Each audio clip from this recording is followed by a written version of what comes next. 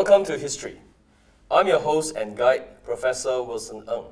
In today's program, we become cultural detectives, seeking to untangle the intangible threads that goes into constructing the legend of the artist. The artist is a strange and powerful creature. They perceive the world in their own unique ways. But what makes them legendary? Is it the quality of the art? Or is it their personality? Our legend du jour comes from Germany, a charismatic genius by the name of Martin Kippenberger. Kippenberger was a rare creative genius of his time, one of the most influential artists of the 70s and 80s, the product and embodiment of an excitingly turbulent time where identities were questioned and when structures were being dismantled. Born under auspicious and unique circumstances on 25th February 1953 in Dortmund, Kippenberger was the middle child of a middle-class family and the only boy amongst two elder sisters and two younger sisters. Even at a young age, he exhibited many qualities that marked the rest of his life, such as a constant restlessness and socializing, a need to be the center of everyone's attention, and importantly, a resolve towards creating remarkable works of art. Kippenberger knew he could not achieve much in a small town. He moved himself to the big city to find new inspirations and enrolled in the world-famous Hamburg Art Academy. Like many artists, he bristled at the idea of authority. But he rebelled in his own way. Barely out of his teenage years, Kippenberger was already brimming with confidence, challenging his classmates and his professor, the famous German artist Franz Erhard Walter. During a notable incident in school, his professor recounts that Kippenberger invited him to examine a new sculpture in his classroom. In fact, Kippenberger expressed himself as a piece of art by sculpturing his hair into a strange-looking shape. His classmates get all excited and expect Kippenberger's immediate eviction.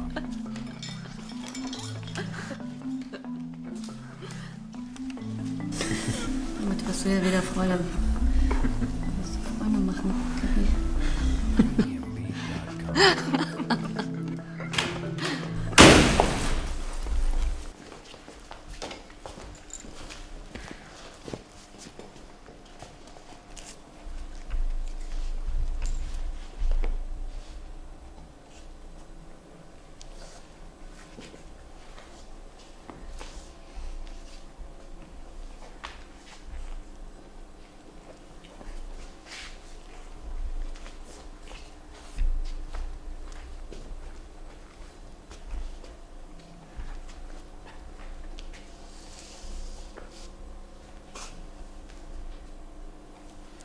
Duchamp.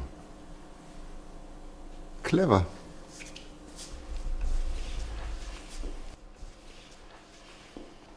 Er hat's drauf. While his professor merely smirks and understands the homage to the absurdist Marcel Duchamp. In an inspired moment of boredom, Kippenberger bridged both the future and the past generations of artists together in this single act. The legend of the artist. Here we just saw construction plot number 1, the prodigy child. This shampoo act reflects perfectly Kippenberger's position as a typical prodigy. He places himself between his peers' expectation by playing a prank and at the same time surprises the older and informed generation by adopting and surpassing their state of the art. After leaving the academy and his scholarship in Florence, Kippenberger began searching for new grounds to work. Like many artists, he was always facing money problems. On his way back to Hamburg, he stopped by a famous gallery in Stuttgart In a glorious moment of courage and confidence, he parked his car in front of the gallery and invites the gallery owner to an impromptu exhibition of his work out on the street. Kippenberger begins pulling one painting after another and display them on the sidewalk and even on top of other parked cars. And the gambit paid off. The art gallery owner soon introduces Kippenberger to the wealthy GreenScreen family, who were important art collectors in the Black Forest region. They became not just his patrons, but also a second family, who did not just help him out with shelter and money, but also began supporting his overall creative endeavors by introducing him to the international art world and its jet set. Once again, we see that the legend of the artist is enabled and enriched by the support of an inner circle committed to seeing unique talents flourish. Je ne parle pas français. Je suis allemand. His ambitious and competitive streak also made for some nervous gatherings. The story goes: when the GreenScreen family once threw a garden party to celebrate a newly installed work by Kippenberger, he acted out in order to ensure that the attention of the guests were only on Der him. Froschchor versammelt, dann so. Haben ein kleines Spielchen. Hier, ich bin der Froschkönig, ich tauche auf und dann kommt der Froschchor und sagt sowas wie Quak, Quak, Quak, hört, was er uns sagt. Verstanden? Okay. Quack, quack, quack, hört, was er uns sagt. Genau. And when you think about it, it's actually very funny that the bartender is a horse. And after the horse had a really bright smile, like smirking all through the place, the three frogs on the chairs who were drinking those small shots. Kann man kurz mal ein bisschen Ruhe haben? So, machen wir das Ganze nochmal jetzt, nochmal runter. Ja, nochmal Quack, Quack, Quack, hört, was er uns sagt. Quack, quack, quack, hört, was er uns sagt.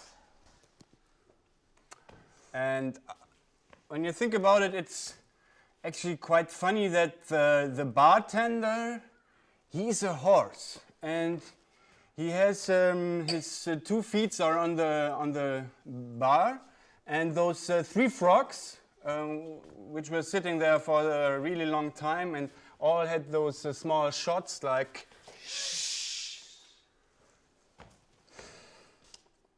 So, sorry guys, once again, one more time. I will tell the whole story one more time for all of you. Thank you. Some partygoers speculated that Kippenberger's bizarre behavior was an assertion of dominance in the GreenScreen family's circle. In fact, he was also turning the traditional role of the artist as court jester into that of the dominating king of the moment. Quack, quack, quack, hört, was uns sagt. The Legend of the Artist. Construction Plot 2. Getting adopted by the rich and powerful. It is said that it takes a village to raise a child. But all too often, in retelling the legend of the artist, it becomes clear that the village is essentially being led by the child. Kippenberger was definitely a conqueror, the frog king of the Black Forest. I stress this point. The single most influential factor in creating a legend is how an artist insists on his or her path in life. Kippenberger knew this. He did it his way. Some call it arrogance, some call it stubbornness. Artists were not meant to go with the flow, but to march to the beat of their own drums. Perhaps there would be an idea of what Kippenberger's freedom from established reality and his keen senses of economic traits actually entailed, as we look at his history with the famous Paris bar in Berlin, a hotspot for many international celebrities, from Robert De Niro and Madonna to David Bowie and Damien Hirst.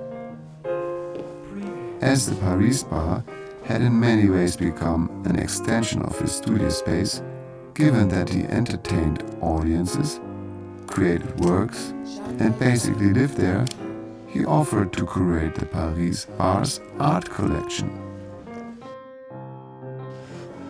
Für wen sind die Bonbons? Maybe for you, but also the bill is for you, actually. Komm, setz dich mal zu mir, ich will dir mal was erklären. Yeah, tomorrow, sweetheart, in your dreams. Ah, okay, hier. Autogramm? Aware of his own rising fame, Kippenberger decided to cement his place in the well-known eatery by commissioning a painting by a professional cinema poster painter of the very artworks he had been curating for Paris Bar. A painting of paintings. Komm her, hier. Das entstand wohl einer Meisterhand.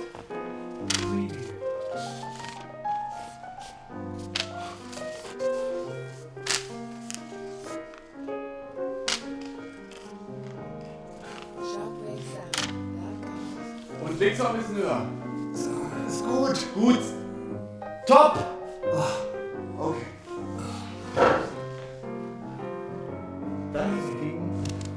He then traded this painting to the owner of Paris Bar, Michel Wörtle, in exchange for a lifetime of free meals and drinks. This exceptionally savvy maneuver allowed him to forever cement his legend in the most famous eatery in Berlin, where his fame lives on for as long as the bar stands. Das hast du gut gemacht.